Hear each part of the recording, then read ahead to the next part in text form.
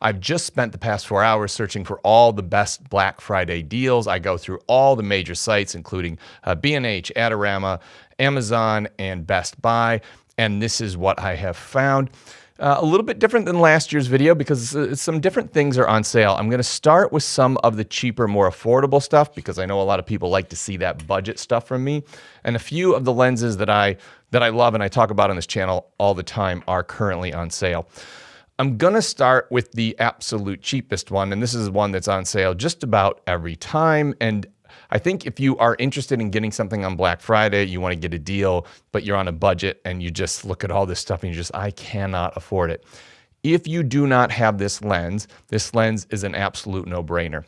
This is a 35mm f1.4 lens by TT Artisans, and it renders some of the best images you're ever going to get at a lens that costs under $100. And right now, during the Black Friday sale, it is $66. Now, I know a lot of you have bought this lens because anytime I do this video, you comment and you say, oh, I've got that lens and I love it. If you own this lens, put a comment in the description down below so everybody can see how good this lens is. It's a no-brainer, blurry background, super sharp. You just can't beat it. It's a manual focus, manual aperture lens, and that's the only way that they can make a lens this good that is that cheap. The next one is an autofocus lens by the same manufacturer. This is a TT Artisan lens. It's a 27mm f2.8. So not going to get quite as blurry a background, but it's a very small, super portable, super lightweight pancake lens. It is super sharp, even at f2.8 across the whole frame. It's going to get you better low light, better background blur, and in general, better image quality than you're going to get out of a kit lens. So that is kind of where I see this lens going for. Why can't I get the lens cap back on? It's got a little bit of an interesting feature. It does have a lens cap that has a USB-C port in it that allows you to update the firmware. And in my testing of this lens on both Sony and Fuji, it actually operates like a native autofocus lens. The autofocus is absolutely excellent for a third-party lens. And that one is currently on sale for $127, which is extremely cheap. The next one is a new release lens. This is also a TT Artisan lens, as it happens. And I'm quite surprised that this one is actually on sale. I just forgot to turn on my product light. Let me turn that on. I'm actually surprised this is on sale because it was only just released a few days ago. Retail price is normally $159. It's $119. This is a 35mm f1.4 autofocus lens, or no, 35mm f1.8 autofocus lens. So it's not going to get you quite the level of low light that you're going to get with that first lens that we talked about, but it is going to give you autofocus. And it's super sharp, really nice background blur, good in low light. And once again, you've got an autofocus lens. I couldn't recommend this highly enough. It's got that cool square lens hood on it as well. I really like it. I've done a video on that. So I've just done a video on that. So I will put a link to that video in the description down below as well. The Mica or Mikey 7.5mm fisheye is on sale for $99. I do not own that lens anymore. I did end up giving that away to a friend. It is a great lens. I have a video on it, under $100. That's kind of a lens if you've got a whole bunch of different lenses already and you want to try something like super fun. That is a great lens, under $100, and I will link that video below as well. The Mica 60mm macro lens is on sale. I forgot to write down exactly what the price is, but this is a great. I made a video saying that this should be your first macro lens, and it's a lightweight, portable, very high quality lens for macro photography, food photography. It's not like a 2x magnification that I would suggest is like a great one for insects, but for general purpose macro, I'd say it's very, very good. And it's a great starting point because at 60mm, you can kind of still use it for portrait and sort of general travel and normal stuff, but you can get quite close. And I think it's got 1-to-1 magnification.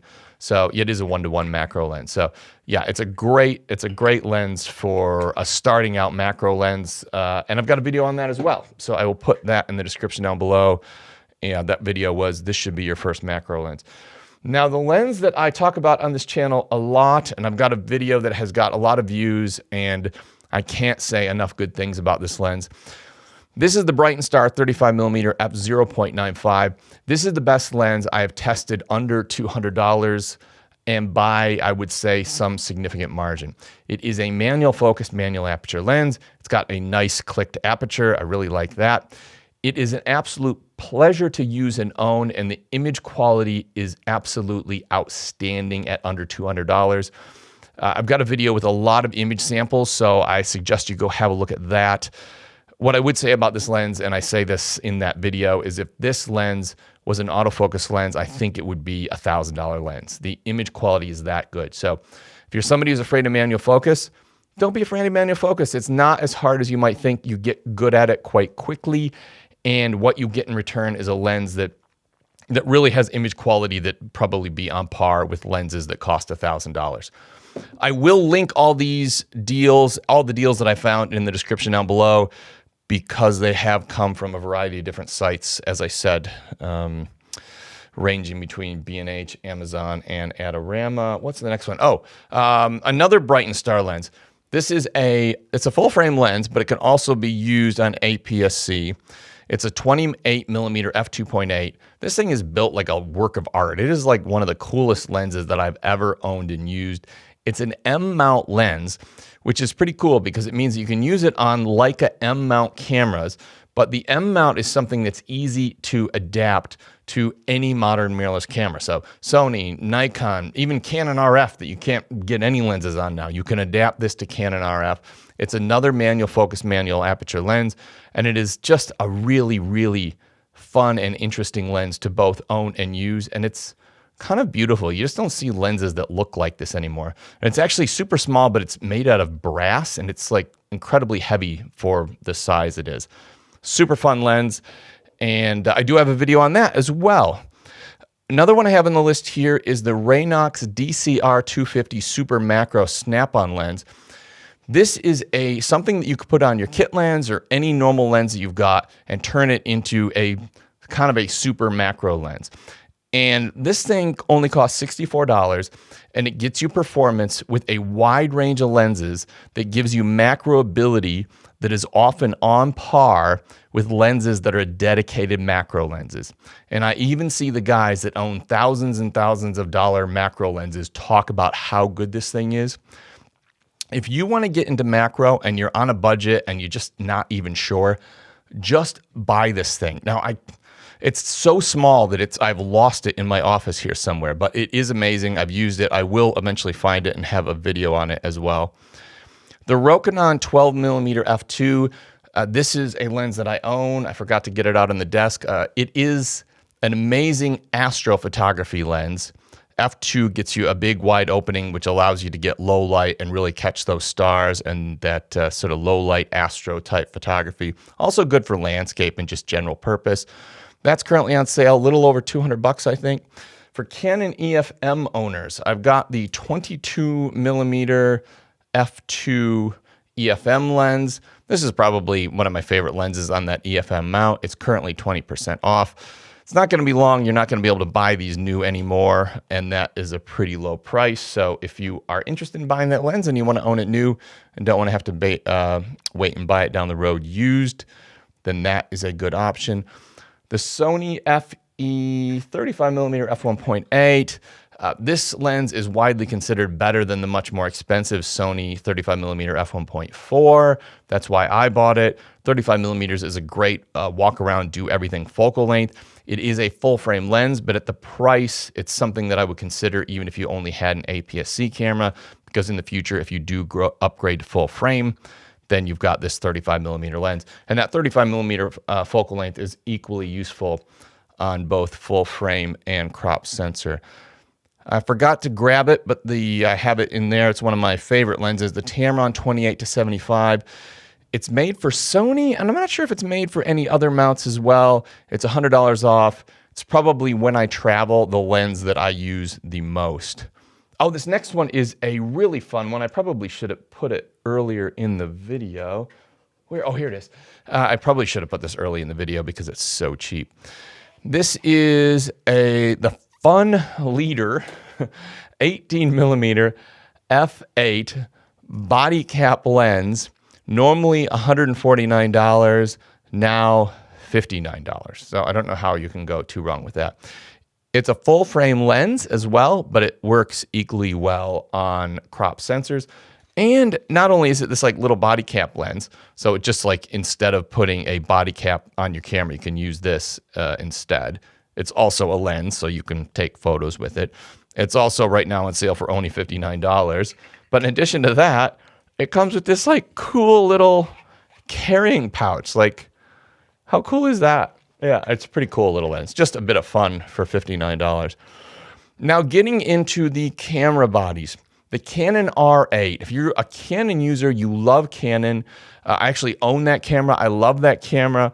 I've loaned it to a friend who said he was going to return it 3 weeks ago. He clearly loves that camera. He has not returned that camera. That is currently $200 off. That is the best starting point for full frame if you want to shoot Canon. There is the RP below that. I also own the RP. I would recommend spending the extra to get the R8 because it has the same sensor as the R6 II, and it has almost all of the features that R6 II, minus maybe weather sealing, IBIS, and dual card slots. For any normal users, I think the R8 is more than good enough, probably even overkill. It's a great entry into Canon full frame, and it would be my recommendation if you want to go Canon full frame, and it's $200 off. Canon R5 for somebody who's got the budget. I mean, that's an expensive camera body, but it's currently almost $1,000 off. Almost $1,000 off. So, I mean, if you've got the money, that's an incredible deal. Probably more people that are following me and watch this video will be interested in this one. This is the Canon R50. You can get this creator's pack, which comes with a grip that you hold, and you sort of a selfie stick, which has a start-stop video function on it. The Canon R50 has a hot shoe, which actually allows you to put a microphone in it, so you don't have to run the cord to the side of the actual camera itself. So the microphone just goes in there. There's no cord, and you've got audio. All these things come in this thing called a creator kit. So it's got all those different things. And it is currently, where did I find it? It's currently $200 off. I think it's like under $800 or something like that. So you're not, with the current sale price on the creator's kit, which is everything you need for vlogging, walk around video, even starting a YouTube channel with the Canon R50, you're going to get that for only a little bit more than you would even pay. In fact, it'll be the same price as the base of the Canon R50 normally without all those accessories, but currently the R50 without those things I think is $100 off. But the R50 Creators Kit, if you're shooting video, just get the Creators Kit, that's the one. Now in another video I did earlier in the week, the Panasonic S5 II, which is one of my favorite cameras of all time. I absolutely love this camera with the 50 millimeter. So the Panasonic S5 II with the 20 to 60 millimeter kit lens with a 50 millimeter f1.8 lens is almost $800 off right now. This is going to get you a pro level full frame setup for around the $2,000 mark. And I've done a complete video on this, and I will throw you to that at the end of the video. At the end of the video, I'll throw you to the end screen. I'll put a link below as well next to the link for this deal. If you're looking to get into full frame photo and video, this is probably the best hybrid camera on the market right now for the money, and it's probably my favorite camera to use right now. The Panasonic cameras are a pleasure to use, and they used to have this problem with autofocus, and this new generation of Panasonic cameras has autofocus, which for all practical purposes performs on par with Sony or Canon cameras. The other one, and this is an older generation of Panasonic, the Panasonic S5. Now, this has the older autofocus system, so it's not as good, but it's still a full-frame camera with a very similar sensor. You can get that camera for under $1,000. I think I would still spend a little bit extra if you were, sort of in that. I would spend the extra couple $100 that'll get you the Canon R8, which is I just think that's a little bit better camera if you need good autofocus. The S5 is amazing if you're not too concerned about the autofocus being perfect. It's usable but imperfect. Canon R7 is currently on sale. I can't see how much it is off here, but this is the Canon R7. Of the crop sensor cameras that Canon makes, this is like the new pro top-end one, wildlife photography. Canon R7 is on sale. Sony A7R5 is $400 off. If that deal was going on here, I shoot Sony for most of my stuff. I would buy that camera. That is an incredible camera. That one's actually at I think that one's at Adorama. I'll put all the links in the description down below because, as I said, they are different suppliers. Sony ZV-E10 is currently on sale. I think it's about $100 off. Nikon cameras. The Nikon Z5 full-frame camera, under $1,000. So now that's another one of these full-frame cameras under $1,000. The Z5 would be another option I would consider at under $1,000, particularly if you're a Nikon shooter. Nikon Z6 II has got a significant discount on it as well. And audio stuff, the Hollyland Lark M1, which I've used. This is like an amazing sounding, simple, easy to use lab. You know, one of these things like Rode has you clip on your shirt, whatever. This is truly an incredibly well-built little microphone, wireless microphone, for $59. I think it's about half off or something like that. In addition to that, like this microphone that I use for these videos is on sale. The camera that you're looking at me on right now is on sale. The lens is on sale. My B cam is on sale. I'll put all those links in the description down below. And I will also update, probably at the bottom, look, I'll put like any new deals that I've found. Also keep an eye on my community page because anything I will find in the meantime will be there. As I try to say in all these videos, don't buy something just because it's cheap.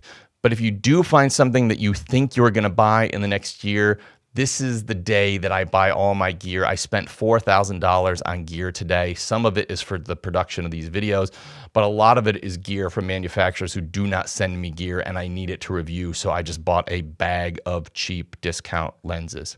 Now, I said I would send you to that S5 II video at the end of this video. Just click on here. This is me telling you about how darn good this Panasonic S5 II camera is, why it's my favorite camera to use, and why the current pricing on it is unbelievable. And if you're looking to upgrade to full frame, you should seriously consider this deal and this camera.